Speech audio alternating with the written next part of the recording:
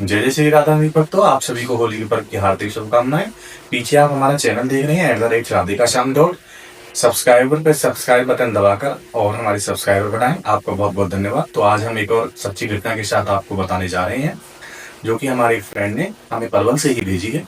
उन्होंने बताया है कि उनकी बहन जी जो थी वो बहुत ही शुरू से ही बचपन से ही इंटेलिजेंट थी, अव्वल आया करती थी, पढ़ाई लिखाई में भी उनका पूरा ध्यान था।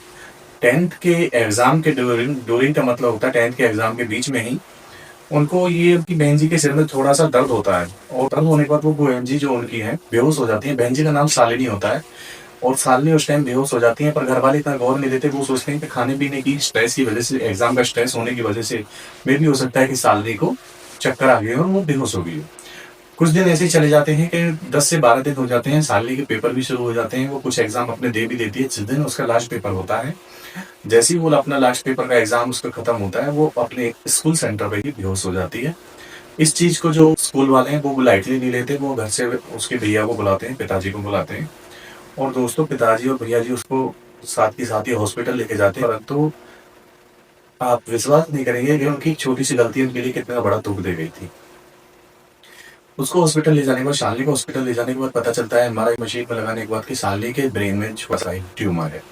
और ट्यूमर छोटा होना हो या बड़ा हो, पर ट्यूमर ट्यूमर होता है। पर उनकी फाइनेंशियल स्थिति इतनी ठीक नहीं थी कि वो शालिनी का इलाज करा सके। पिताजी बहुत परेशान थे, माताजी भी परेशान थी, शालिनी को होश भी आ गया था, पर उन्होंने शालिनी को ये चीज़ नहीं शेयर की। और धीरे धीरे उन्होंने फिर कोशिश की कि शालिनी के साथ अच्छा वक्त बिताया जाए, उसको खुश रखा जाए, क्योंकि पता चला था कि शालिनी को 4th स्टेज का कैंसर है, जो बिल्कुल लास्ट स्टेज का होता है।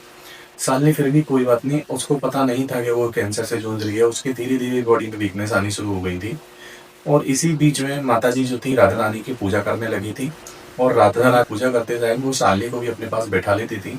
शालिनी का धीरे धीरे मन राधा रानी के समक्ष इतना हो गया था कि सुबह अर्ली मॉर्निंग 4 बजे उठती थी राधा रानी के पूजा करने के लिए, राधा रानी को भोग लगाने के लिए। राधा रानी वो अपने 24 घंटे में से 12 घंटे सिर्फ राधा रानी के साथ ही रहती थी, और राधा रानी उसकी सबसे बेस्ट फ्रेंड थी।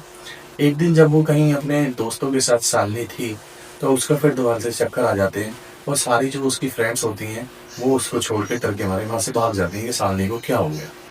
तो मेरे दोस्तों, आप विश्वास नहीं करेंगे, जब शालिनी को हॉस्पिटल में ले जाया गया, वहाँ के लोगों ने, जहाँ शालिनी बेहोश हो गई थी हॉस्पिटल में ले जाया गया, तो शालिनी ने बताया था कि उसको जब वो होश में आई थी तो उसके पास एक छोटी सी गुड़िया आई थी। गुड़िया का मतलब वही 7 से 8 साल की किशोरी जी, जिनकी उम्र इतनी हाइट इतनी रही होगी।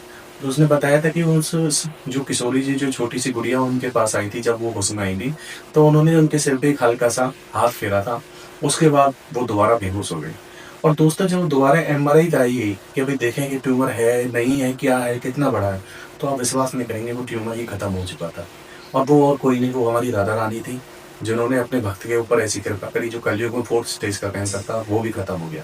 तो जो भक्तजन राधा रानी पर विश्वास रखते हैं, एक बार दोनों हाथ उठा के राधे राधे बोलेंगे, इसे हमारे सब्सक्राइब करेंगे। Thank you. राधे राधे।